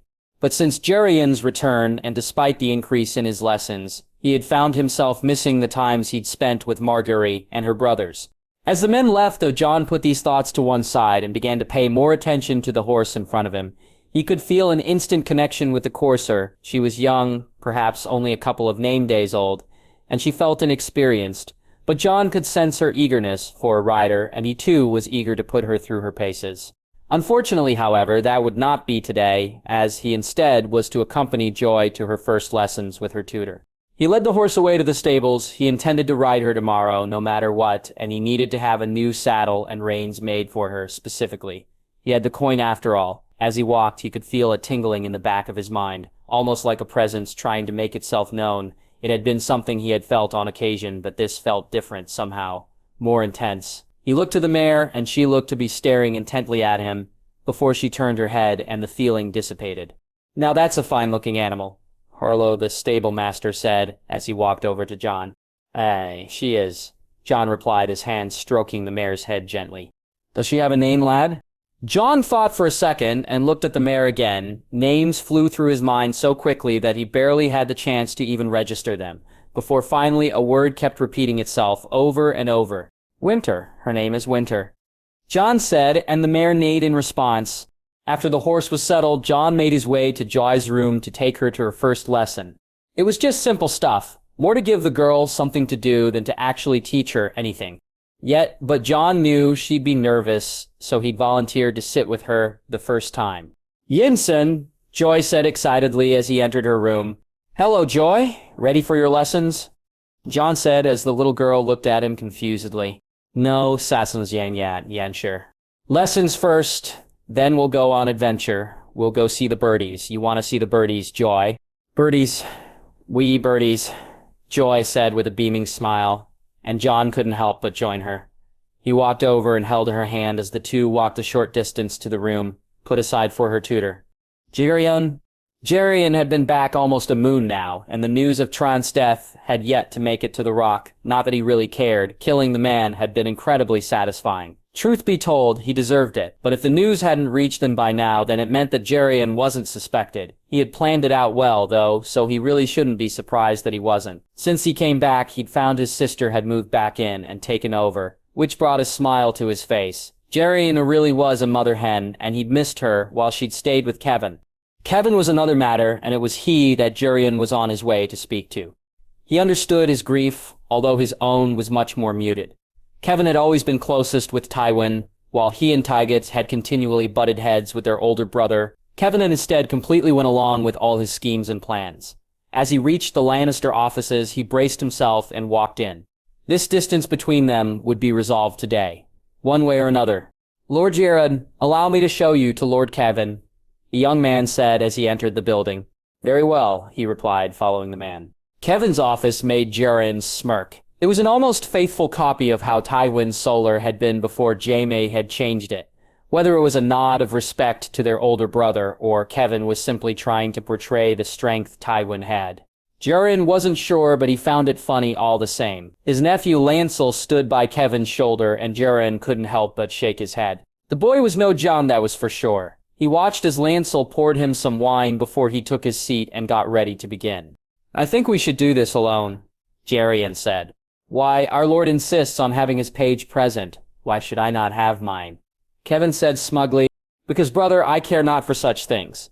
I'm here to speak to my brother, and to speak of things a boy has no business being a part of. So either Lancel leaves or I do. The choice is yours." After a few seconds, Kevin nodded to his son, and the boy turned before giving Girion a glare, which he returned with a smirk and a nod before the boy left the room. Someone needed to teach that boy a lesson, and soon he thought, otherwise he'd end up an arrogant sod, and there were enough of those carrying the Lannister name already. "So to what do I owe this visit?" Kevin asked. "I've come to try and help you pull your head from your arse," Jerian said, as Kevin looked at him angrily. "What did you just say to me?" "I said you've got your head up your arse, Kevin, and it's time to remove it. Get out now. I will not be spoken to this way," Kevin said as he jumped from his seat and slammed his hands down on the desk. Sit down, brother, Geryon said, looking Kevin directly in the eyes. For a few moments, both men just stared silently at each other, Kevin standing while Geryon sat, neither of them seemingly willing to give in, before finally Kevin took his seat. I'm sorry, brother. That was a bit much of me, Geryon said as Kevin nodded. I've come because there's a rift between us, Kevin, between Jaime and you, and because of that you're cutting yourself off from the rest of the family. Even Jenna has seen sense. It's not me who put it there, Geryon. I never wanted anything but our family to be united. Then why, Kevin? What is it that you find so troubling? Is it Jaime's way of doing things? Is it Jon? What is it? Tell me, and together we can fix it, brother. I don't know, Darien. I honestly don't know. At first it was the bastard, but since that I don't know, it's like every time he does something, there's a voice in my head telling me Tywin wouldn't approve. Kevin shook his head resignedly. I get that, brother, but perhaps it's a good thing that he wouldn't. Tywin was too hard, Kevin, too inflexible, just like father was too soft. There needs to be a middle way. Tywin's way would have been the downfall of this house. In the end, we were hated, Kevin, and fear only gets you so far. I know that, God's help me. I know that, but it's hard, Jarien. I feel like I've been pushed aside, and it's hard. You haven't, though, brother. You've moved yourself aside. It's time for you to come back to the family, back where you belong. Jarien stood up and walked to the other side of the desk before placing his hand on his brother's shoulder. How? Kevin asked, hopefully. Easily, brother. Come have dinner with us. You, Dorna, and the children, Joy and Jon, will be there, so they'll have someone to speak to, and you rooms are always available. Geryon said, noticing how Kevin flinched at the mention of Jon. Why does the bastard have to be there? Kevin said in an annoyed tone. Kevin, his name is Jon. If this is going to work, you'll need to get used to it. He may not be blood, but he is family. Why, I don't get it. What's so special about this boy, Geryon? You'll see as you get to know him. Please, brother, give him a chance. Forget what you think of him for now, and you'll see, trust me. Kevin nodded, and Geryon felt relieved. Jon had told him that in the north there was a saying, when the snows fall and the white winds blow, the lone wolf dies, but the pack survives, while the snows rarely fell in the west and winds were never white. Geryon understood the meaning of the saying, family is everything, and needs to stick together, and while they were not a pack but a pride, the principle remained the same. Jane Sear. Jaime missed this. Running a household as large as the one at Casterly Rock was a full-time job, and anything which meant she spent as little amount of time with him as possible was welcome. The man had given her 4 children and countless headaches, to put it bluntly. He was an idiot, someone who, no matter the simplicity of the task he was given, would in some way manage to make a complete mess of it. So Jaina spent as little time with him as she could manage, given how curt her tongue could be and how she would berate him when he annoyed her. It was probably for the best. Jaime appreciated her counsel. She knew and she and Tyrion got along splendidly. She was glad to see her nephew spend his time pursuing things other than the whores and drinking. He had only started with to annoy Tywin. While she missed her brother and wished he was still with them, a part of her welcomed his death. She feared how far he'd have pushed his youngest son had he lived. My lady, we've replenished our stores completely since the tourney, and the supplies the king's visit used up have been restocked. Thank you, Elaine. We shall be having a feast within the moon. Please ensure the stocks are suitably prepared. Of course, my lady, Alain said, as he bowed and walked out. Now she was back there, were things which needed to be resolved, and amongst the first of them was to find her reticent nephew, a bride. Oh, no doubt, Jaime would excuse himself by saying how busy he was, and that he didn't have time for courting. But he'd put it off long enough already, and while the lords weren't grumbling yet, it was only a matter of time. A feast and a ball would be the perfect place to start. There were many houses in the Westerlands, with daughters who'd love to be the Lady of the Rock, not to mention the wife of a man as handsome as her nephew. Yes, she would ensure that all of them would be invited. Even if they didn't find a match, at least they needed to be seen trying. What are you planning? Geryon said, as he walked towards her. That annoying smile of his present, as always. Me planning something, whatever could you mean, brother? She replied as innocently as she could. You forget I know you better than that sweet sister. Geryon kissed her on the cheek as he sat beside her. If you must know, I was planning to hold a ball sometime in the next moon. It's time our dear nephew did some courting, brother. You should leave it alone, Jenna.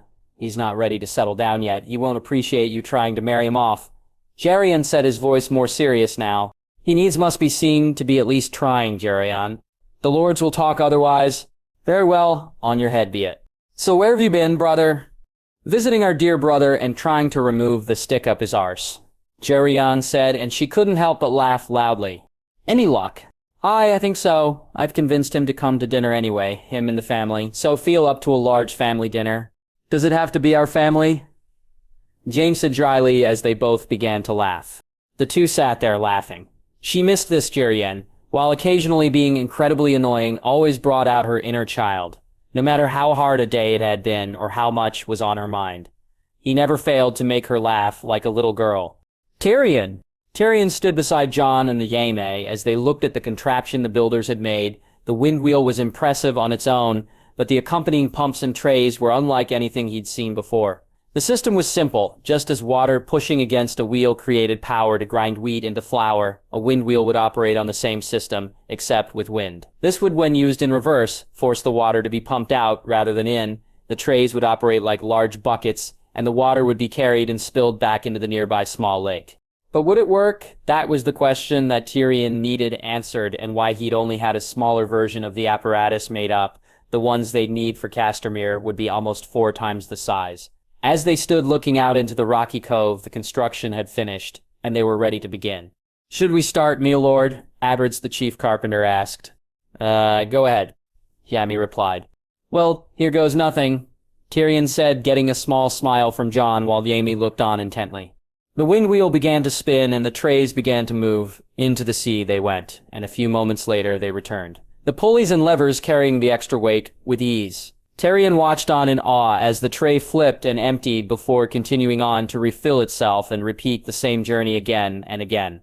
He could see the builders were shaking their heads, probably figuring that this was folly, but as he watched it, ideas began to form in his head.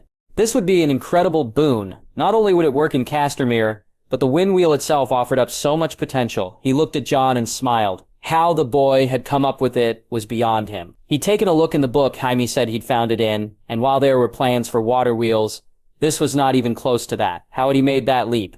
Well done, Jon. That's incredible, James said, a tone of pride in his voice. Aye, it is. I've never seen the like of it, Tyrion said while Jon looked on. Tyrion would need to carefully consider the other applications of this. Windmills and water wheels were common in the West, but this was different. It could be housed in a keep with no access to water or used to tar bellows for forges. Tyrion's mind was working 1,000,000 miles a second as the various uses came to him. Finally, he shook his head.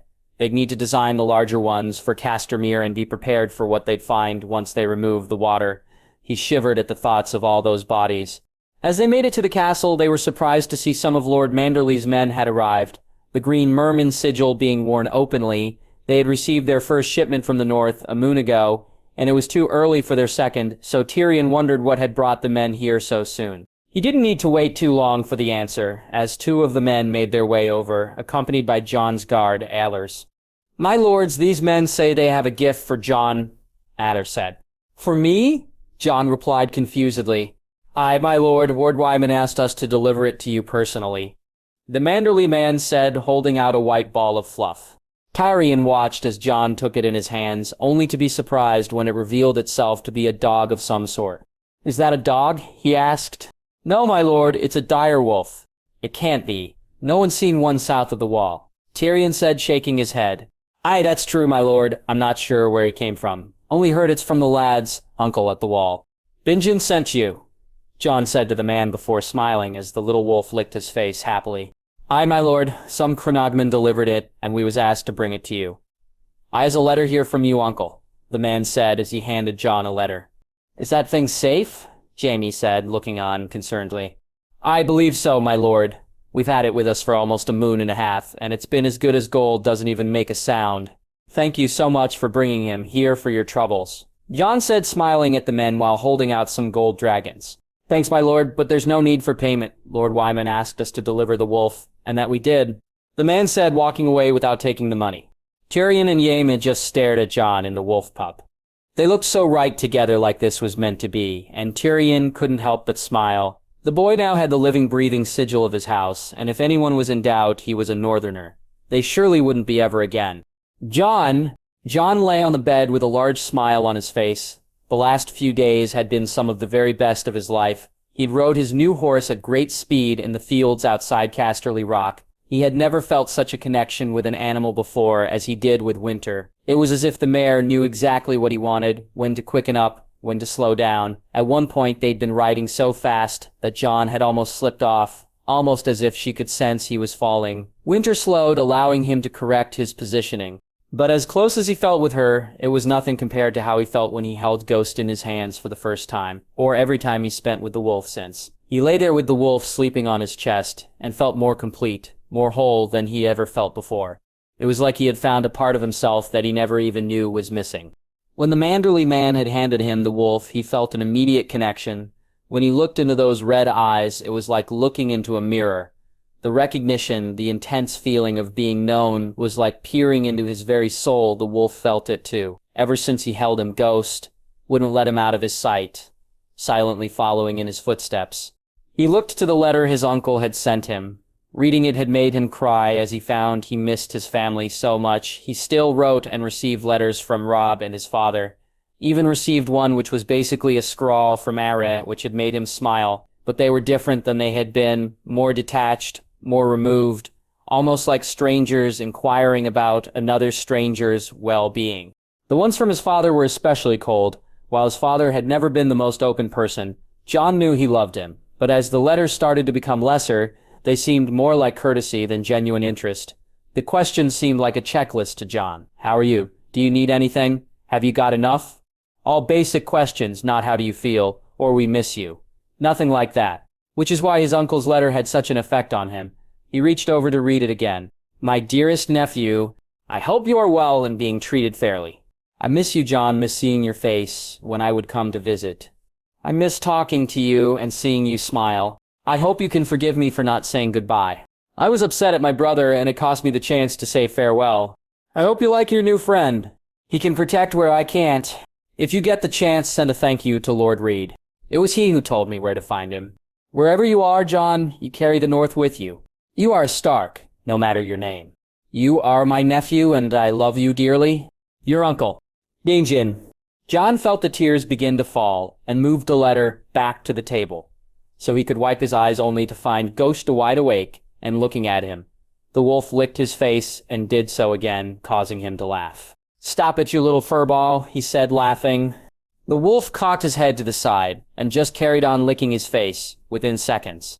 Jon was feeling better, and the wolf stopped to look at him before laying his head back on his chest and falling off to sleep. Jon couldn't help but smile, thinking about the adventures he and Ghost would get up to. Ghost, the name just fit the wolf perfectly. It had come to him the first day you'd had the wolf, how it would silently move, how it didn't even bark, just growled occasionally, especially at Lancel, to Jon's amusement. He moved over to his side and placed Ghost on the pillow beside him, the wolf curling into a small ball of white fur, and as he stared at him, he felt himself drifting off to sleep. He dreamt that night of white snow and a wall of ice, a great weirwood tree, and an old white-haired man surrounded by children. He dreamt of a woman with long dark hair, riding a horse as swift as the wind, and man with silver hair playing a harp. Jaime. Jaime was nervous. He hated these things. Feasts were bad enough, but balls were so much worse. He knew he'd have to be a good host, and would be required to dance with some of the ladies in attendance. As he struggled to get his coat closed, he heard Jon laugh behind him. Turning, he saw the white wolf was trying to grab one of his boots, and smiled before turning back to fix his coat. He'd been wary of the wolf when it first arrived, but something about it gave him pause. Seeing Jon so happy was part of it. He knew, but it was more than that. Something he couldn't put his finger on. The more he thought on it, the more he came around to the idea. If the wolf could be tamed, and looking at how it was with Jon that seemed very likely, then it would be as good a protector as could be without raising questions. When Jaron had returned from King's Landing, he'd removed the extra guards on Jon and just kept Dolores and Jairus with him, returning back to the normalcy they had before his sister's idiocy. There were still some restrictions in place, and he kept the changes he'd made to the kitchen and servants that served the family. But things were much calmer now. Although considering he was anything but calm about this ball, perhaps that was a bit premature on his part. The dinner they'd had with his family the other night had been more to his taste. He was surprised his Uncle Kevin had come. But things had gone well, and his two young sons had got on really well with Jon. Lancel was still a problem, but boys of the same age are always jealous of other boys. Finally happy with his appearance, he turned from the mirror. Ready, Jon? Aye, my lord. You know, you can't bring Ghost right. I know, my lord. I'll drop him off in my room on the way. Jon said while the wolf looked at Jaime with a sad face. Sorry, Ghost, but you'll scare the ladies. Not that it would be a bad thing. There'll be a Jaime appeared. They left the room and walked down to Jon's, where the boy quickly left the wolf inside before they made their way to the lift. Will he be all right on his own? Aye, my lord, he has food and water, and I left him one of your shoes that he seems to enjoy chewing on. Jon said as Jaime turned to look at him, only to see the boy smirking. All right, that does it. Jaime said as he pushed the boy against the wall and began to tickle him. The two of them laughed as the lift came to a stop, both trying to compose themselves as befitting the Lord of Casterly Rock and his squire, and both failing miserably. They left the lift and walked to the door of the grand ballroom, Jaime squirming nervously while surprisingly Jon seemed calm. Then again, he wasn't who they would be trying to set up with every eligible lady. Not yet, anyway. Jaime fought before he smirked. Entering the ballroom, Jaime felt like a piece of meat. He was used to ladies' attention, of course, but he had never paid it much mind. Knowing that his vows kept him off the market allowed for a sense of distance. Women could look but not touch, something which to his chagrin made him more desirable. But even that didn't compare with being the Warden of the West and Lord of Casterly Rock for desirability. He made his way to the high table and took his seat, his Aunt Gina in the seat the Lady of the Rock would sit at. No doubt being given envious glances by all those who'd do anything to make the position their own. His uncles were sitting either side of her. His brother in the seat closest to his Jon would sit with Lancel and some of the other sons and second sons. Jaime had agreed not to sit him at the high table for the ball, but that was as far as he'd go. My lord, Jane said formally. My lady aunt, you look positively ravishing. Where's my good brother? Jaime said, knowing he'd get a rise out of her. You know quite well where he is, Jaina snorted. Emmon had come down with a serious case of food sickness.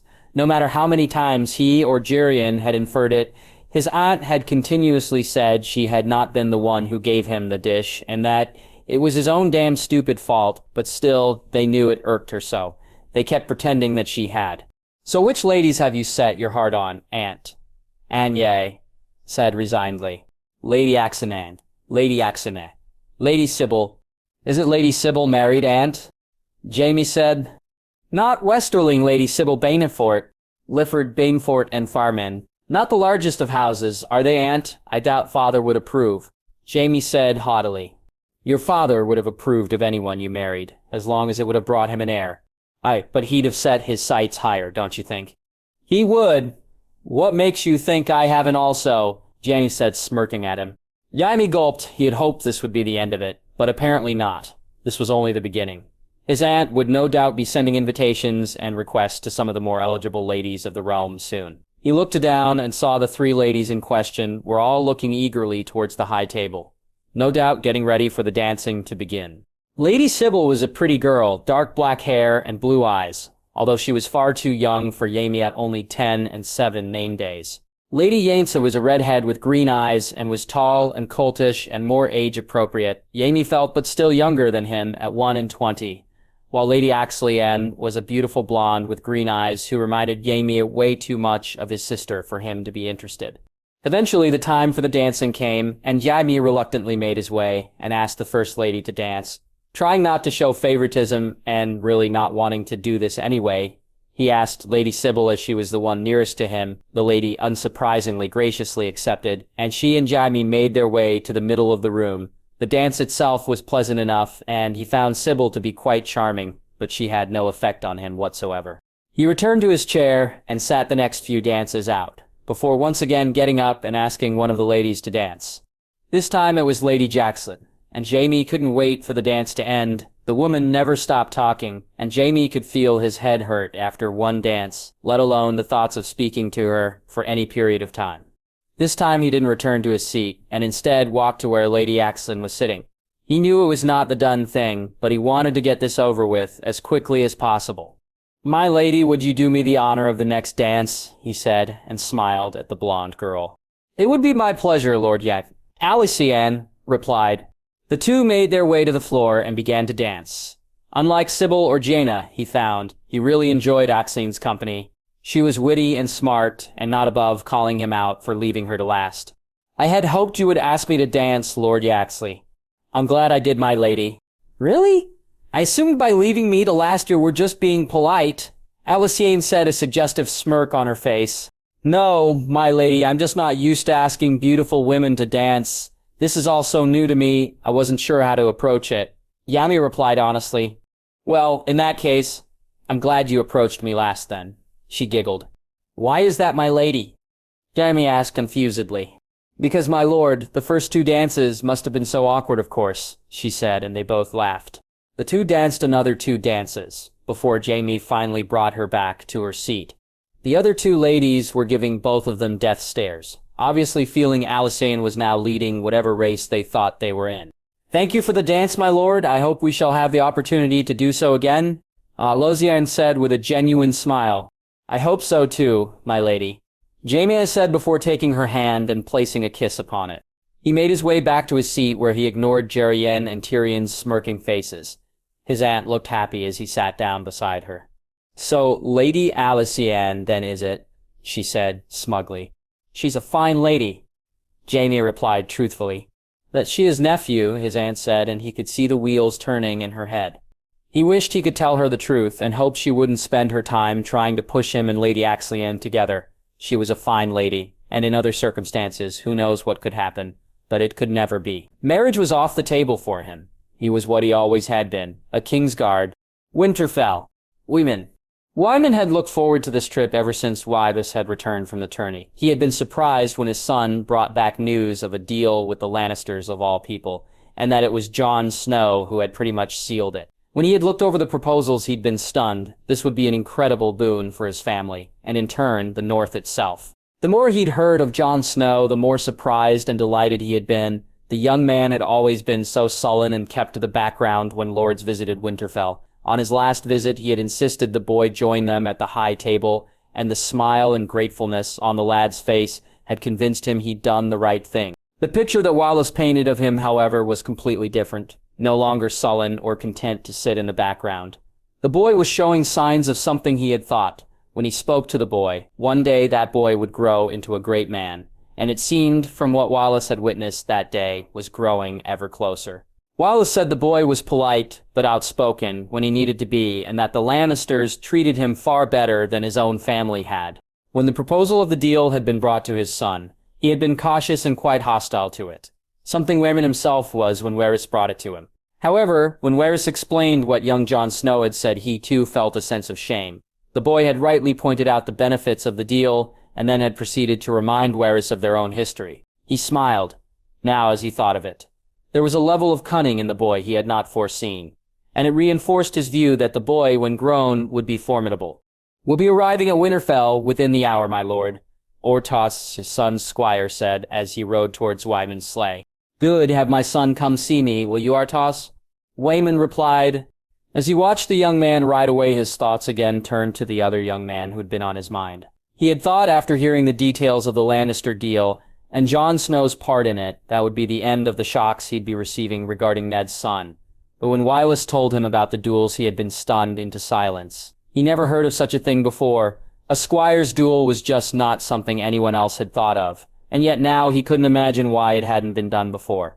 But to hear that Jon Snow had not just taken part and done well, but had actually won it, beating lords' sons and even a lord himself, he felt an enormous sense of pride in the young boy. He had represented the North, just like his son and Ser Jorah had, and he had shown the Southerners the true measure of Northern men. To hear how he won that last fight had filled him with a small sense of regret, though. Oh, to have seen it, to have witnessed it in person, it must have been incredible.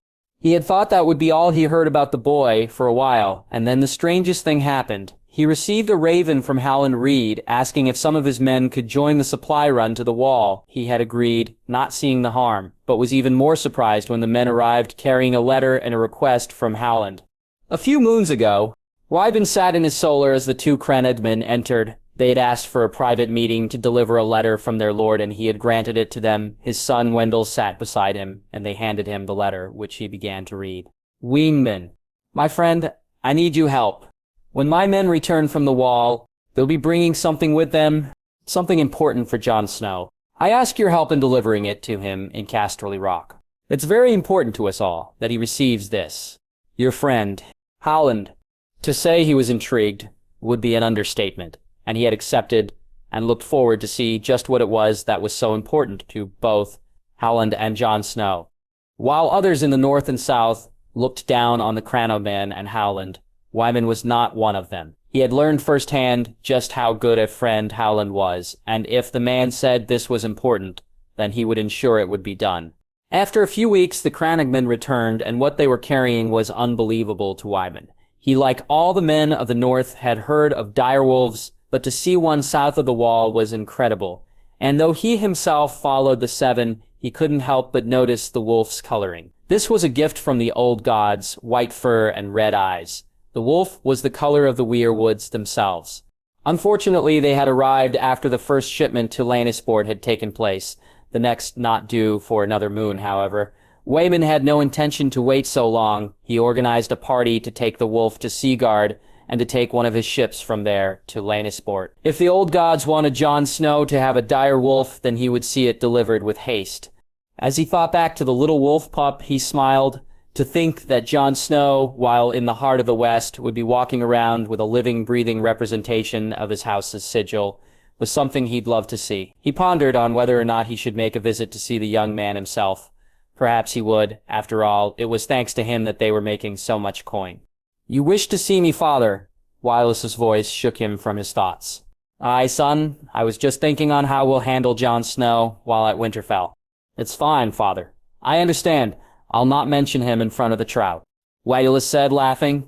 "On the contrary, son. I think not only should you mention him, you should be loud in your praise of the lad," Wyton said as Wylis looked at him confusedly. "Very well, father. As you insist," Wylis finally said after a few moments of silence. "Wylis, be sure to correct any mention of the boy's bastard status should it be brought up," Wyton said, and his son nodded before riding away. Ned stood with his family lined up. Lord Manderley's retinue were spotted and would be arriving presently. He had been surprised at the Raven from Wyman announcing a visit. Not that he was against such a thing, but just that he had hosted most of his banner men not too long ago, and Wyman had been among them. For him to want to visit so soon meant there was something he wished to discuss, and Ned was at a loss to what. He noticed Jari give his uncle a nod and awaited the arrival at the gate. Winged sleigh was an overly elaborate thing in Ned's mind, and the number of horses it took to pull it could be put to better use, but he put that from his mind as he watched the man step from it with some help and walk towards him, his son Sir Wylis following behind him. "My lord, it's good to see you. Winterfell welcomes you as always," Ned said, while Wyman smiled at him.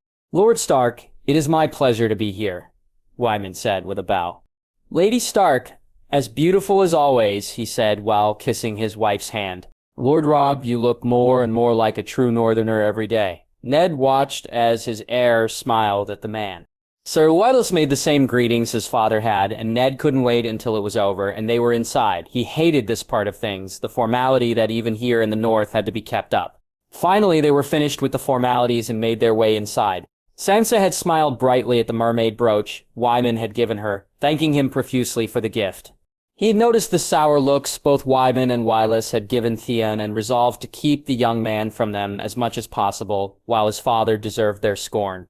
Theon did not, though Ned did not wish to correct his bannermen in public. They walked to the keep, and Wyman and Wylis made their way to their rooms. There would be a feast tonight, and he'd speak to Wyman in his solar later. For now, though, he was content to just go over some papers until he found out what it was Wyman had come for. Later that day, "Lord Stark, Lord Manderley, and Sir Wylis request a moment of your time," Poole said, entering the room. "Of course, VA. Show them in." Ned stood as Wyman and Wylis entered the room, Vane showing them to their seats before he left to get some ale and some bread and cheese, though he was not hungry himself. He was certain the Manderleys would be grateful for something to eat before the feast began. A little later, the three men sat down and Vane Jon returned, carrying the tray with the tankards and the small snack. "Thank you, Valiant," Ned said as his steward left the room. "My lord, I thank you for welcoming me here," Waden said. "Of course, my lord. I'm always pleased to see you, though I am surprised that you've come, since your last visit was but a few moons ago. I had some things I wished to discuss with you, Lord Stark, that I felt were better done in person than a raven." "Of course, Wyman. What's on your mind?" Ned said, dropping the formalities, allowing Wyman to follow. "Recently, Wylis took part in a tourney in Lannisport." Ned stiffened. Was this about Jon? Was he all right? Had something happened to his nephew? Is Jon all right, Wyman? He asked agitatedly. Jon is fine, Ned. More than fine. I'm sorry if I worried you. What I wanted to speak to you about is partly in relation to young Jon, but it's also about the Lannisters themselves. Wyman said, and Ned let out the breath he'd been holding. What about the Lannisters, Wyman? Willis was approached regarding a trading deal with the West while he was there. A very good trading deal, one which he initially turned down. Wyman said to Ned's relief. However, he was talked around in the end and accepted the deal. It was Jon who convinced him. Wyman added, and Ned felt his heart shudder. Jon, my Jon, convinced you to deal with the Lannisters. I know that he did. It seems young Jon can be very convincing when he wishes to be. The lad pointed out the benefits to Wallace and that we were being a little hasty in distrusting the Lannisters. I have to agree with him on that. The deal is very beneficial, and the relationship between the North and the West is one which needs must be better. Ned nodded along, not sure how he felt either. That the North was now dealing with the Lannisters, or that by all accounts it was his nephew who'd brokered the deal. On one hand, he felt pride in the boy, but the larger part of him worried what the Lannisters were teaching him. There were also some events that took place in the tourney. Wylis managed to make it to the last 5 in the melee. Wylan said as he looked at his son with pride. Well done, Sir Wylis, Ned said, smiling at the man. I take it you heard about Jarro winning the joust, Ned? Wyman said. Aye, that I did. It seems that's not all. He won. We've all been invited to a wedding in Bear Island in a couple of moons' time, Ned said as all 3 of them laughed. Aye, what the young lady will think of Meg will be interesting, Wylis said, causing them to laugh more. Did you hear of the squire's duel, my lord? Wylis added. No, Sir Wylis, can't say I've ever heard of such a thing. Aye, neither had I until Wylis returned, Wyman said, shaking his head. It was a new thing Lord Yeti came up with, squires and pages below 12 name days competing in a series of 1-on-1 duels. Wylis said, smiling. Young Jon was one of those who took part, Ned, Wyman said as Wylis nodded along. What? Why would Jon take part in a tourney? Ned's annoyance clear in his voice. It was open to all squires and pages, my lord. For him not to take part would have shamed the boy, Wylis said determinedly. Aye, 'tis true, Ned. Wylis' own Squire Ardos took part also. Not that he lasted too long when he faced your boy. Jon beat him, Ned said, incredulously. Not just him, my lord. He beat them all. Jon won the thing, Wylis said proudly. Ned just shook his head. He was proud of the boy, but this was worrisome. Taking part in trade deals, fighting in tourneys. Just what the hell was Jaime Lannister playing at? He knew the man had intended to knight Jon when he was old enough, so perhaps he should have expected him to take part in tourneys, but trade deals, what else was he planning? Had he made a huge mistake? Was Jaime planning on pushing Jon's claim? Ned felt his breath grow shallow. His heart was racing in his chest. What would happen if he did? What would Robert do? Who would he support? The brother he chose, or his nephew? The boy was his blood. But was it right to go to war for him? Wasn't that what he tried to stop all those years ago? Met, are you all right? Lord Stark. The voices were far away. All Ned could hear was his sister's voice. Promise me, Ned, promise me. He shook his head and took a deep breath. Turning to the 2 men, he nodded that he was fine and reached to the tankard and took a large swallow of the ale. I'm sorry, Wyman. Not sure what came over me. Perhaps we can speak more later, or better yet, on the morrow. Of course, Ned, we'll see ourselves out. Do you wish us to send someone to see you, the maester, or your steward, perhaps? No, I'll be fine, Wyman. I probably just need some fresh air. I'll take a walk to the Godswood. Ned waited until the 2 men left before he leant against the desk, his head in his hands, the voices in his head gone for now, but he knew they'd return. What was he to do? If Jaime Lannister pressed Jon's claim, it'd be war and the truth would be out. How would Robert react to it? Would he call for Ned's head? He needed to think. He got up from the desk and headed to the Godswood, picking up ice as he left the room. Wylis. The feast the night before was a dull affair. Lord Stark was acting strange, and his father had picked up on it. He left his father to speak to Lord Stark alone today, and was heading to break his fast in the small hall. When he entered, he saw all of the Stark children sitting at a table with their mother holding the youngest boy, and made his way over. He ignored the Ironborn hostage, who smirked at him and resisted the urge to slap the smile off his face. His people had suffered far too much at the hands of the Reavers, and many a Manderly ship had been attacked by them. He sat down opposite the young lord. He had spoken to him briefly the night before, and had told him that he had met his brother while in Lannisport. The boy had been eager to hear more, but his mother had heard them speaking, and before he could tell him of the boy's adventures, the young lord had been whisked away. Keeping his father's words in mind, he resolved to speak loudly about Jon Snow this morn, and looked around the room happy to see Sir Roderick and his nephew present. Speaking of martial arts with martial men present was always a way to ensure the conversation flowed, and should Lady Stark try and remove Lord Robb. Now it would be noticed, he looked at the young man who would one day be his liege, and sighed.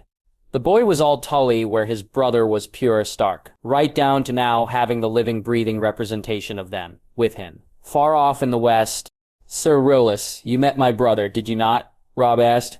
I did, Lord Robb. I'm happy to say that Jon is doing well. He's doing really well, though I'm sure he misses you and his brothers and sisters."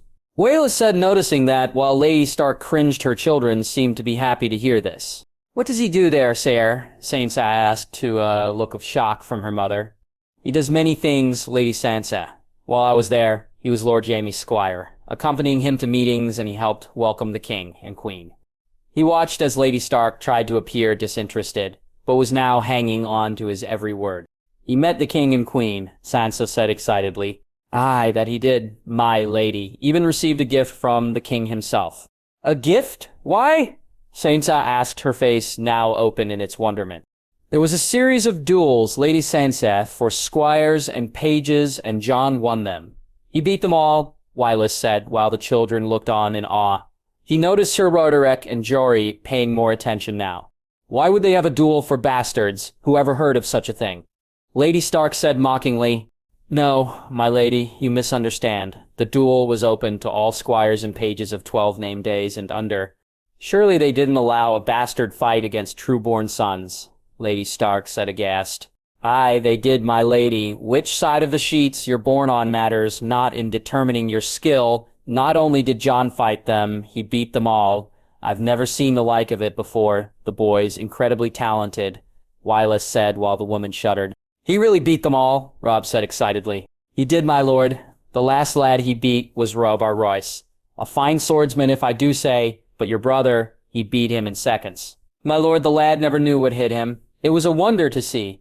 Wyllis looked around the room. The Stark children were enraptured at the tale, the men and women breaking their fast equally so.